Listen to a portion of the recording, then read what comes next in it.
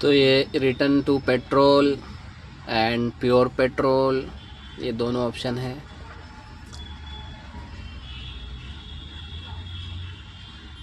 उसके अलावा ये स्प्लैट फ्यूल, ये सारा कुछ मतलब कैसा है, आपको अगर सीएनजी के साथ साथ पेट्रोल भी एडिशनल ऐड करना हो, कहीं कहीं पर मतलब बीच बीच में कहीं पेट्रोल छुड़वाना हो रनिंग में या आइडल पे, है ना, तो ये सारा कुछ ऑप्शन उसके लिए होता है। ये भी वही चीज़ है, आपको वहाँ पे वैल्यू वगैरह सेट करना होता है अंदर जाकर। अभी मैं नहीं जा रहा हूँ, ये देखिए आ गया आपको कौन से एरिया पे और कौन गैस प्रेशर कौन और वैल्यू हमको कितना परसेंटेज पे रखना है। उसके अलावा आता है मॉडिफाई कार्ब, इसमें देखते हैं क्या ऑप्शन मिलता है हमको। ये ओबीडी का कनेक्शन के लिए है। ओबीडी मतलब वही हो गया जो कैन की जिसकी हम बात कर रहे थे, कैन सिस्टम सीएनजी में भी आता है। अगर वो कैन आप यूज़ करते हैं तो फिर ये सारा कुछ हमको ऑन करना पड़ता है। ये एडेप्टिविटी ऑन कर देंगे, कैन को ऑटो पे रखेंगे और उसके बाद इनेबल, उसके बाद जो है ये ऑटोमेटिक वो फ्यूल ट्रिम जो होता है गाड़ी का फ्यूल ट्रिम, वो हमको दिखाता है। वो फ्यूल ट्रिम के ज़रिए हम गैस की जो ट्यूनिंग है वो प्रॉपर एग्जैक्टली कितना इंजन को जो गैस चाहिए, कितना इंजेक्ट करवाना है गैस और सारा कुछ मतलब उससे देखने को मिल जाता है। वो एक प्रॉपर वैल्यू में ग्राफ के थ्रू हमको दिखाता है कि हमारा ट्यूनिंग प्रॉपर है या नहीं। थोड़ा सा कैमरा हिल रहा है एक्चुअली, वीडियो भी बना रहा हूँ और बोल भी रहा हूँ, बता भी रहा हूँ आपको और काम भी कर रहा हूँ, तो माफ़ी चाहूँगा। थोड़ा कुछ डिस्टर्ब होता है तो माफ़ कीजिएगा, बोलने में कोई अगर 19-20 हो रही है तो माफ़ कीजिएगा। और पहले कभी मैं वीडियो बनाया नहीं हूँ, पहली बार एक हफ्ते से मैं वीडियो बना रहा हूँ। तो ओके गाइस, उसके बाद जो आता है हमारा वो एमिशन में जो हमें मिलता है ऑप्शन इस तरह का दिखता है।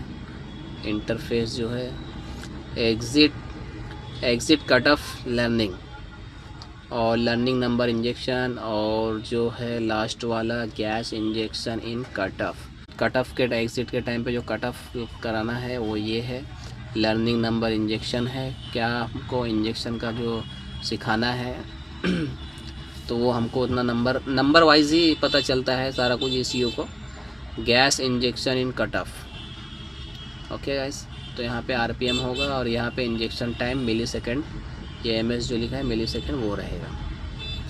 तो इतना यूज़ में नहीं आता है, कभी कभार रेयर, आज तक तो मुझे यूज़ ही नहीं हुआ। मैं लगभग 15 साल 16 साल हो गया मुझे इस लाइन में, आज तक मैंने इसको यूज़ नहीं किया है। और इस तरह का मतलब जो कंडीशन ये बता रहा है कि उस कंडीशन में ही ये सब मतलब यूज़ किया जाता है या फिर करके देखना चाहिए। ऐसा कंफर्म नहीं कि इससे सॉल्व हो जाएगा जो प्रॉब्लम क्रिएट हो रहा है उस टाइम पे या फिर जो भी होता होगा, तो ऐसा ज़रूरी नहीं है कि इससे सॉल्व ही हो जाएगा, लेकिन ये करके आप देख सकते हैं। एमिशन जो होता है गाड़ी का एमिशन अच्छा मतलब स्मूथनेस वो सब वगैरह लाता है, एम्पलीफाई करता है, तो ये सब होता है। उसके बाद जो है ये एडजस्टमेंट में जो रेड्यूसर का टेम्परेचर वगैरह है, हमको क्या करना है, किधर आगे पीछे ऊपर नीचे ये सब हम सेट कर सकते देख सकते हैं। गैस टेम्परेचर फॉर करेक्शन भी कर सकते हैं।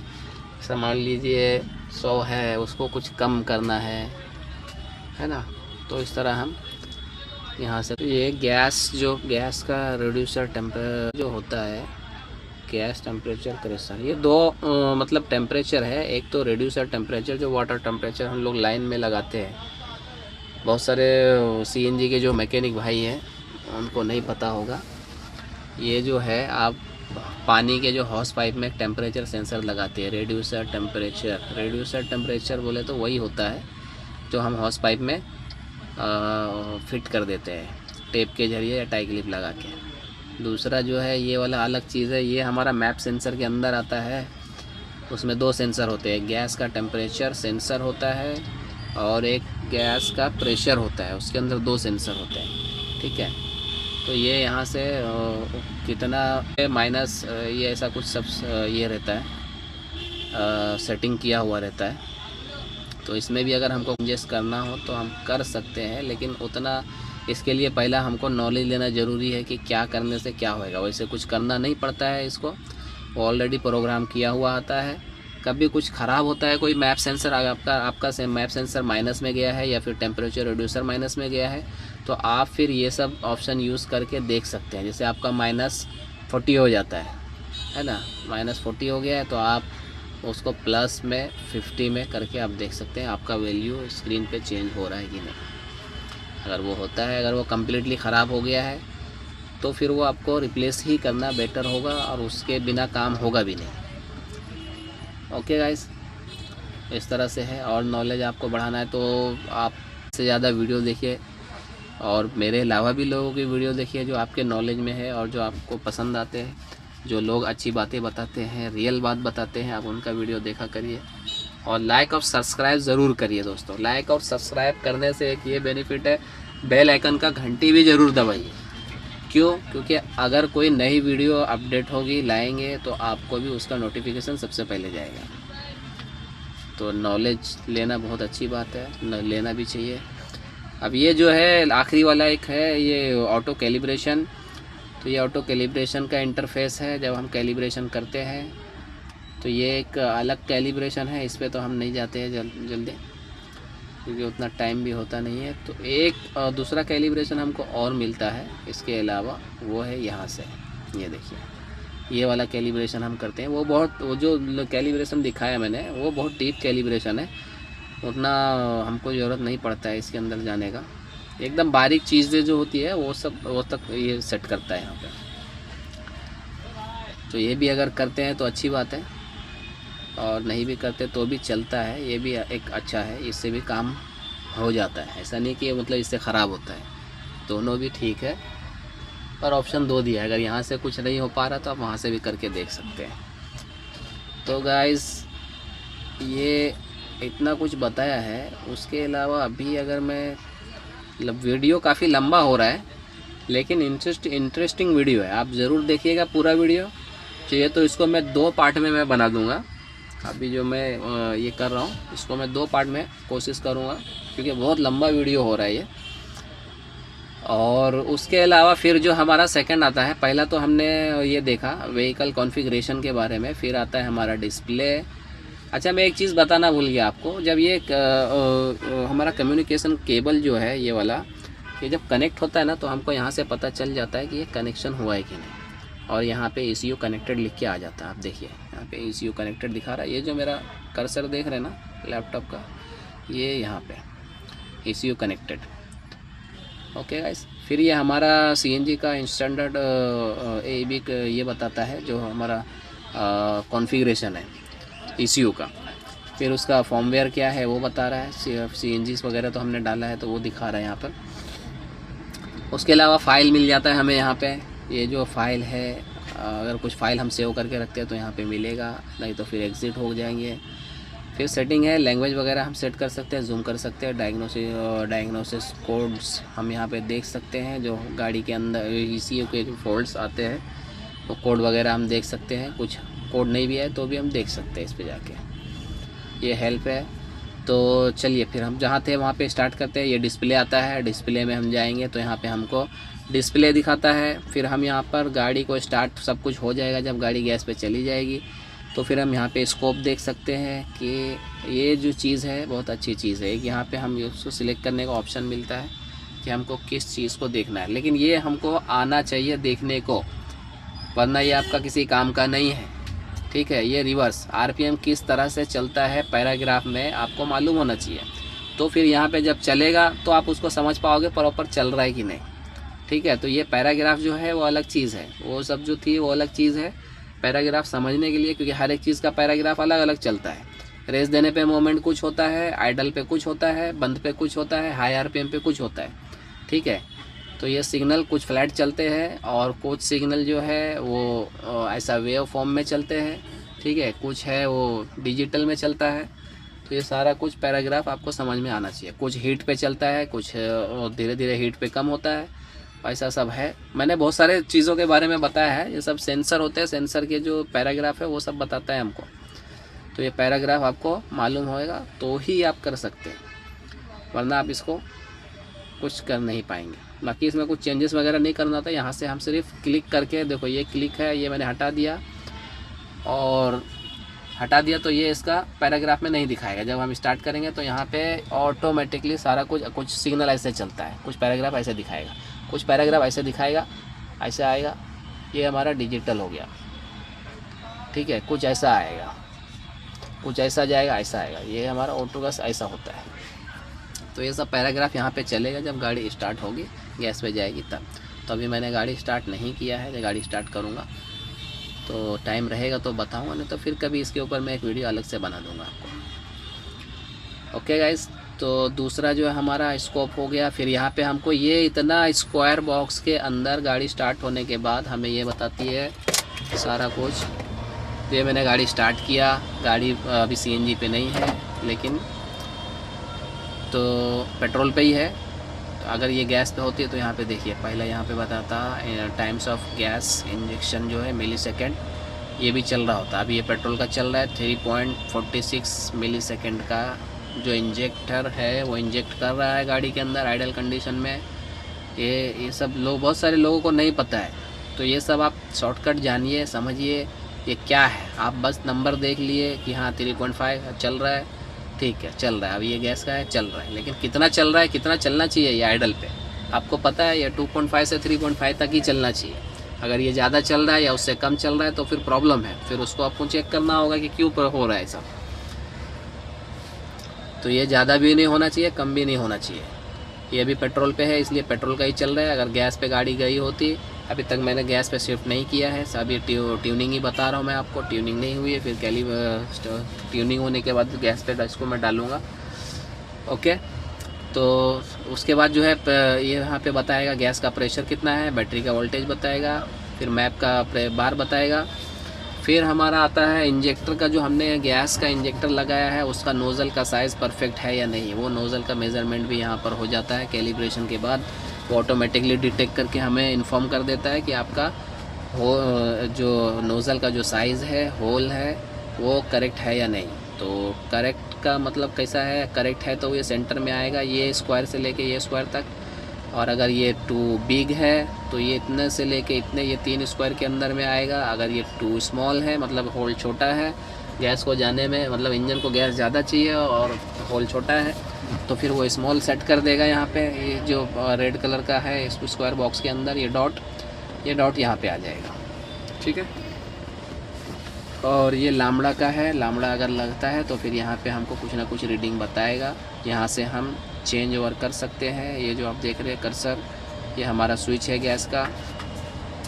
और फिर हमारा यहाँ पे ये डिस्प्ले का RPM बता रहा है कितना है। फिर यहाँ पे टेम्परेचर रिड्यूसर बता रहा है, 60 डिग्री हमारा गर्म है। और टेम्परेचर गैस है जो 47 डिग्री है, ठीक है। अगर हम फ्यूल ट्रिम के बारे में जो मैंने बताया था, OBD अगर कनेक्ट होता है तो फिर यहाँ पे वो परसेंटेज बताएगा। देखिए मैंने बताया था आपको पहले कि हम किस तरह से उसको देखते हैं। लामड़ा हमको लगाना होता है, लामड़ा सेंसर में वायर कनेक्शन करना होता है। उसके बाद जो है केन लो वायर लगाना होता है। फिर यहाँ पे फ्यूल ट्रिम शो होता है। ट्रिम का मतलब कैसा है, ट्रिम से हमें पता चलता है कि हमारा ट्यूनिंग जो हमने किया है वो प्रॉपर है या नहीं, ठीक है। तो ये एक बहुत इम्पोर्टेंट चीज़ है। बहुत सारा गाड़ी फेल हो जाता है, नहीं चल पाती है, लोग किट उतार देते हैं, वो इसी कारण से होती है। तो OBD2 किट मैं सजेस्ट करूँगा कि OBD2 आप लगाइए, जिसमें एडवांस फीचर्स मिलता है, वायरिंग आती है उसके अंदर एक्स्ट्रा, और सॉफ्टवेयर के अंदर भी एक्स्ट्रा फीचर्स मिलता है। जो आप फीचर्स यूज़ करेंगे, आप यूज़ करने के बाद फिर गाड़ी का परफॉर्मेंस वाइज अच्छा होता है और प्रॉपर एक ट्यूनिंग होती है, सेटिंग होती है, और फिर गाड़ी चलाने में भी मज़ा आता है। तो ये बहुत अच्छा चीज़ है। स्लो ट्रिम है, slow trim short fuel trim, और एक होता है फास्ट ट्रिम, लॉन्ग ट्रिम, ठीक है। ये 2 है। तो फ्यूल ट्रिम, लॉन्ग ट्रिम, ये दोनों भी ज़्यादा -5 के नीचे नहीं होना चाहिए और +5 के ऊपर भी नहीं होना चाहिए। 10 तक भी जाता है तो भी ठीक है, चलता है। लेकिन बहुत टाइम बहुत ये जब हम देख ही नहीं पाते तो फिर क्या होता है कि वो -25 में हो रहा होता है या फिर +25 में हो रहा होता है, और उसके वजह से फिर ECU को समझ में नहीं आता है, वो गैस किसी अपनी मर्ज़ी से फिर देना चालू कर देता है। तो ये फ्यूल ट्रिम अगर प्रॉपर रहेगा तो फिर गैस ECU को कितना चाहिए, सॉरी इंजन को कितना गैस चाहिए वो ECU प्रॉपर एक मेजरमेंट के हिसाब से वो देता है, ठीक है। लेकिन ये सारा कुछ होता है ये लामड़ा लगने के बाद, वो लामड़ा सेंसर ही बताता है ECU को कि हमारा जो गैस निकल रहा है वो किस कंडीशन में है, जला निकल रहा है या बिना जले निकल रहा है, कच्चा है, ठीक है। ये बहुत लंबा टॉपिक है, लेकिन फ़िलहाल एक छोटा सा मैं एक डेमो दे दिया मैंने अभी वीडियो में। लामड़ा सेंसर बहुत इंपॉर्टेंट चीज़ है, वही माइलेज वगैरह सेट भी करता है। अगर वो चलेगा तो माइलेज भी अच्छी आएगी, वो नहीं चलेगा तो माइलेज में भी चेंजेस आ जाता है, गाड़ी स्टॉल होना स्टार्ट हो जाती है, बंद भी हो सकती है। क्योंकि मेन जो कारण होता है लामड़ा सेंसर जो होता है, लामड़ा सेंसर का अगर ना चलना तो इंजन मतलब कैसा है, फिर वो मतलब उसको समझ में ही नहीं आता कि मैं क्या करूँ। तो वो अपनी मर्ज़ी से एक डिफ़ॉल्ट उनके पास प्रोग्राम होता है, वो डिफ़ॉल्ट प्रोग्राम पे चली जाती है। तो वो डिफ़ॉल्ट सेटिंग पे चली जाएगी तो फिर क्या है वो सेट कर देगा, फ्यूल का जो डिफ़ॉल्ट होता है तो वो सेट कर देगा, उसी पे वो चलता रहेगा। मतलब ना ज़्यादा जाए ना कम जाए, लेकिन हमारे हिसाब से वो ज़्यादा चला जाता है। ECU के हिसाब, इंजन के हिसाब से ECU के हिसाब से वो ज़्यादा नहीं रहता है, हमारे हिसाब से ज़्यादा हो जाता है। तो गाइस वीडियो बहुत लंबा हो रहा है और ट्यूनिंग भी बाकी है।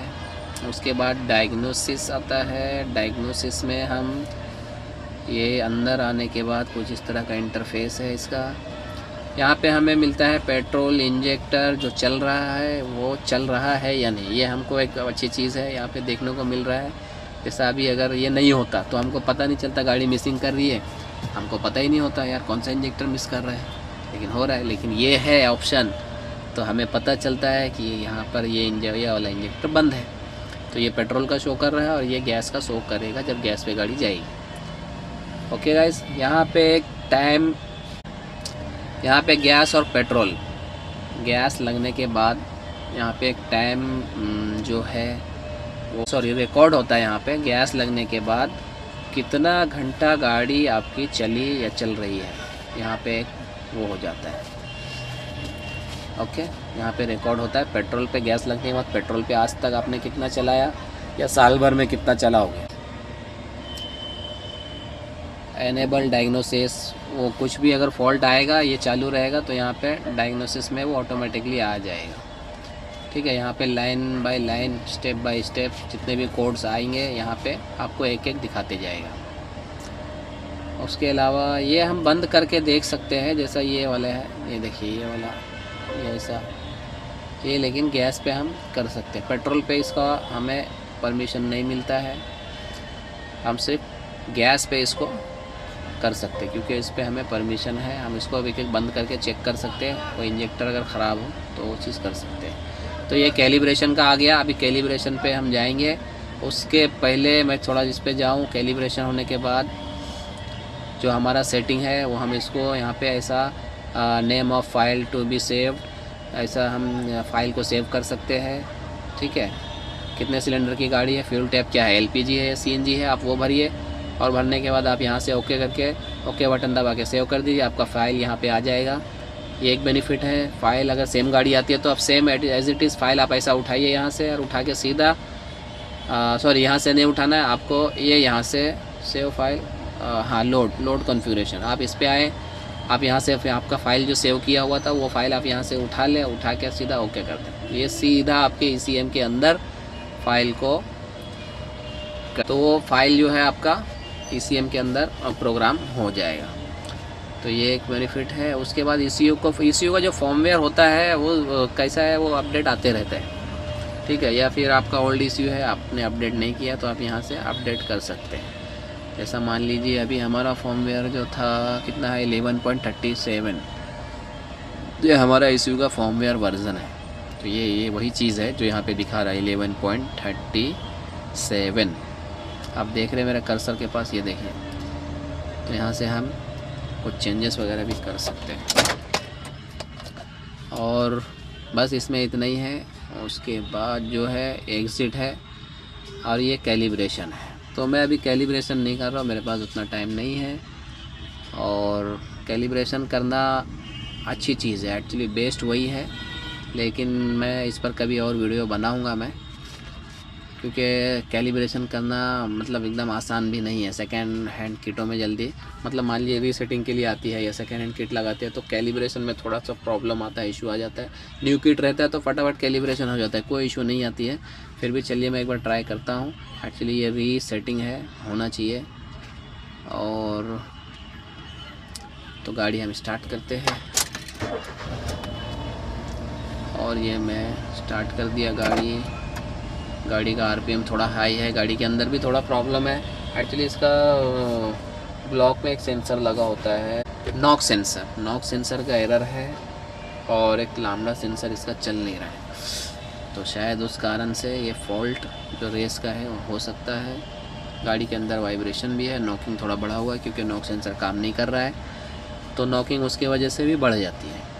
आरपीएम भी हाई आप देख सकते हैं, 1700-1800 के आसपास आरपीएम चल रहा है। गाड़ी हमारी पेट्रोल पे है। अब इसको हम कैलिब्रेशन पे डालते हैं। ये देखिए स्टार्ट कैलिब्रेशन। अब हमें ये क्या कह रहा है, stabilize up to 2500 to 3100 RPM on idle. तो 2500 से 3100 के आरपीएम तक हमें आइडल स्टेबल, मतलब इस एक अप डाउन होल्ड नहीं हो पा रहा है। एक्चुअली गाड़ी में भी प्रॉब्लम है, इसकी वजह से शायद ये होल्ड नहीं हो पा रहा है। एनीवे देखते हैं क्या होता है।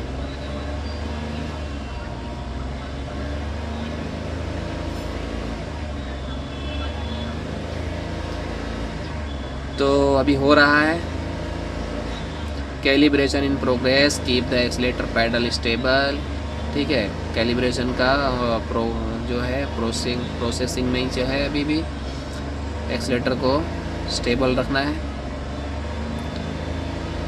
लेकिन ये स्टेबल हो नहीं रहा है। ये देखिए अभी ये स्क्वायर बॉक्स का मैंने बताया था आपको, गैस पे जब जाएगी तो ये चालू हो जाएगा।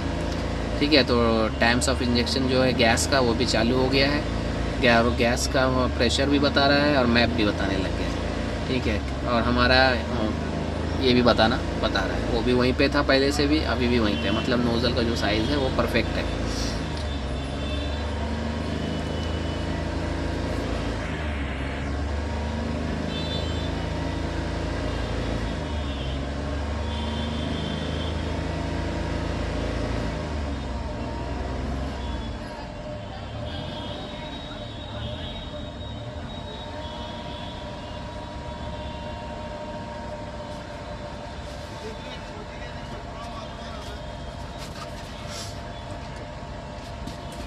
एक्सीलेटर मैंने छोड़ दिया है कि बहुत अप डाउन हो रहा है एक्सीलेटर। अप डाउन होता है तो क्या होता है, वो कैलिब्रेशन नहीं हो पाती है, फेल हो जाता है, तो इसके लिए मैंने छोड़ दिया है। देखिए कैलिब्रेशन एंडेड, डाटाज अब गायब हो गया। एनीवे चलो, तो हमारा क्या आया, calibration ended correctly, note the issue is resetted to initial condition after battery connections। Calibration हमारा कंप्लीट हो गया है, वो भी करेक्टली हो गया है। नो, क्योंकि बहुत लंबा वीडियो हो गया है। अब हम देखिए आरपीएम 1700, 1800, 1750 के आसपास है। ये पेट्रोल पे थी, मैंने गैस पे डाला है अभी ये गैस पे डालने के बाद हम देखते हैं क्या इसके अंदर सब कुछ आ रहा है कि नहीं प्रॉपर। ये देखिए थोड़ा सा आरपीएम और बढ़ रहा है।